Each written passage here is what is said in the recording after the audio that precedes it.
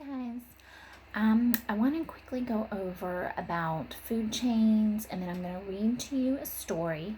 And it's basically pretty much the information that I went over in the Facebook Live earlier today, but didn't quite work out so well. But first I wanted to go over food chain and go over what a simple food chain is, the different types of components of a simple food chain.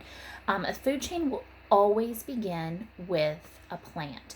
And a plant would first then be called a producer. Okay? And then it's going to go to first consumer and second consumer.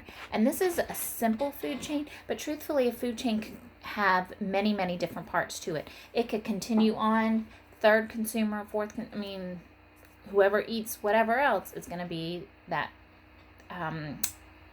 another consumer in that food chain. So let's look first here. If I have our producer being algae,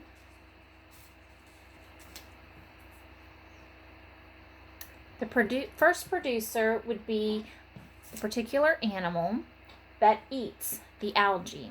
The particular animal that eats the algae in the ocean would be shrimp.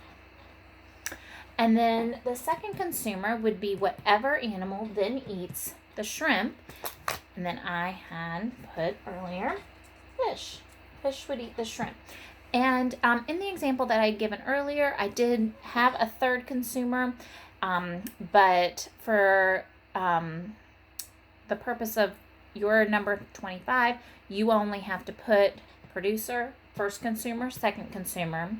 And the way that you give an example of this is you just write the word. And all of you can copy this, or you can create a food chain of your own. Algae, shrimp, fish, and then make sure you put the arrows between each one. Okay, but like I said, make sure all of your food chains will begin with a plant, which is called a producer. Produces its own food.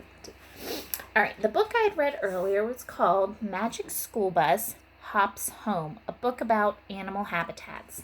And I did say that this is an AR book.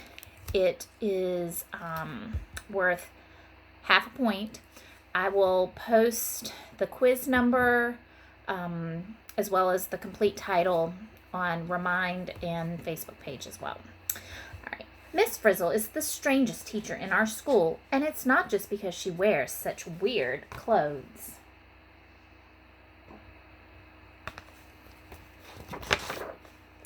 Last week we were learning about animal homes. Everything was normal until Wanda brought her best friend Bella, the bullfrog, to school. Wonderful, said Miss Frizzle. What does a bullfrog need in her home or habitat? A safe place to sleep, said Wanda. Water, said Ralphie. Food, said Dorothy Ann. Fresh air, said Arnold as he opened the window.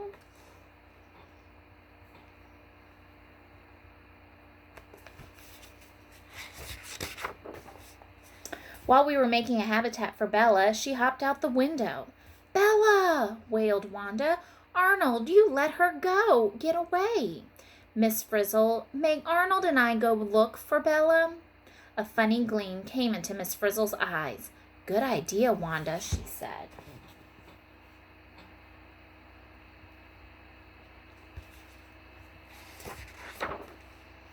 Let's all look for Bella, class. It's time for a field trip, said the Frizz as she marched us out the door.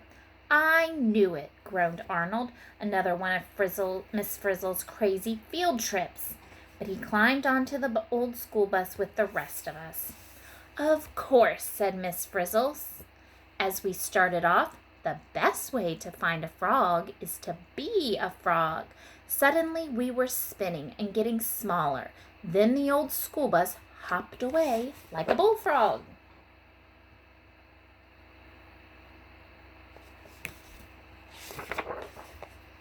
We hopped through the woods towards a fast-running creek. Not feeling too well, Ralphie moaned as we took a bad bounce. Could we stop, please? What do you think, class? Asked Miss Frizzle. Should we start looking for Bella here? "This looks like a good frog habitat to me," Wanda said. "Lots of insects to eat, plenty of running water. Let's look." Miss Frizzle stopped the bus. "Everybody out," she said.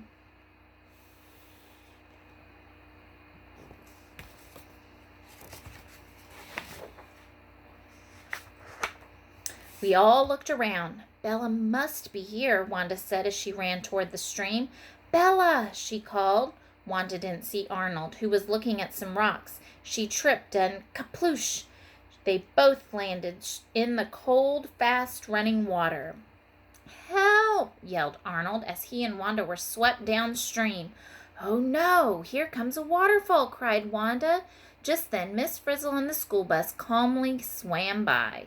They scooped Wanda and Arnold into a big net.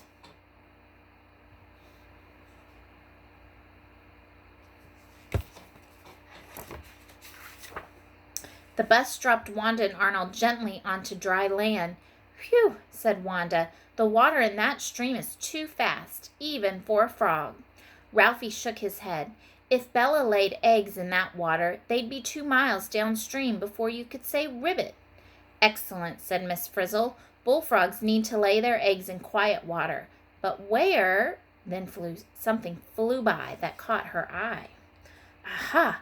It's a great blue heron," said Miss Frizzle. "Follow that bird." "A great blue heron?" said Arnold. "Why are we following a great blue heron?" The Frizz did not hear him. She was already marching off.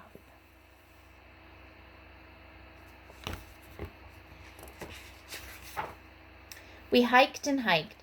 Finally, we arrived at a big pond. "Just as I thought," said Miss Frizzle.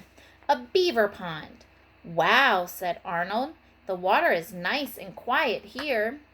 Carlos knew all about beavers. He had just read a book about them. He said, "Beavers need a quiet pond to live in, so they make their own habitat. They build a dam across a stream. Slowly, the place fills up like a bathtub. It turns into a pond. Plants grow. Bugs come to live in and eat the plants, and the bugs are food for other hungry animals like..."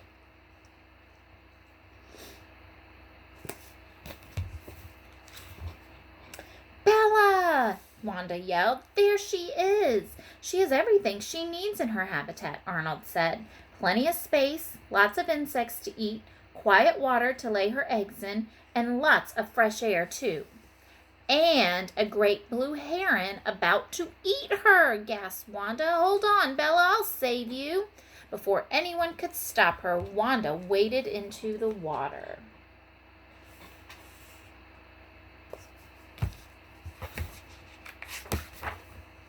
Wanda splashed toward the middle of the pond. She reached Bella's lily pad at the same time as the heron.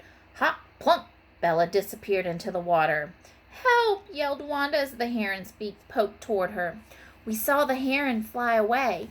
For a moment, we could not see Wanda. Then we heard a squishing sound and saw Wanda coming out of the pond. "Are you all right?" Arnold asked.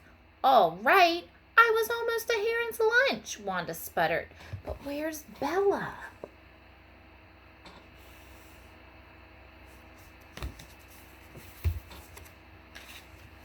Then Wanda saw Bella sitting on her lily pad, just as if nothing had happened. "Bella!" Wanda exclaimed happily. "You're all right. You had better come home with me. You can't stay here where a heron might eat you." "Not necessarily, Wanda," said Miss Frizzle. "A heron might eat Bella if it could catch her." "Oh," said Wanda, "you mean Bella has places where she can hide from the heron. I guess they are a part of her habitat, too. But at least back at school she'd be safe. What about—" Wanda was interrupted by a strange noise. Grump! Herman! Grump! Bella had a friend. "Herman," he croaked. "Oh, no," said Arnold. "We'll never get 2 frogs back to school." Wanda looked at Bella and her friend. "You're right, Arnold," Wanda said, and as she waded out to Bella's lily pad. "Bella," Wanda said, "you have everything you need right here. Quiet water, hiding places, food, space, and your new friend. I'm going to leave you here in the habitat you found. Bella, croaked Bella.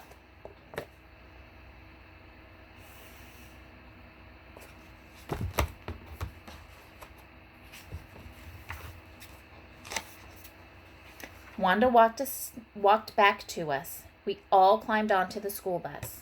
As we hopped away, Wanda waved. "Goodbye, Bella," she called.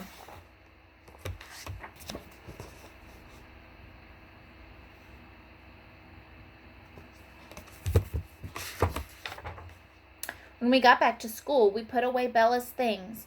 Arnold was glad to be back. "Ah," he said, "my desk, a roof over my head, my lunch, and my milk. It feels so good to be back in my own habitat."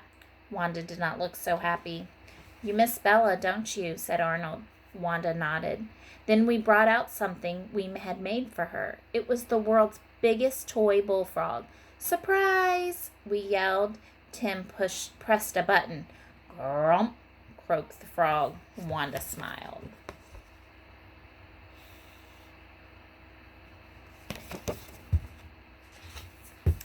"Thank you," said Wanda, giving the frog a big hug. "I love it." "It doesn't need water, food, or fresh air," said Miss Frizzle. "And it won't jump out the window," said Arnold. "It doesn't even eat fruit flies." All right, so that book was about animal habitats.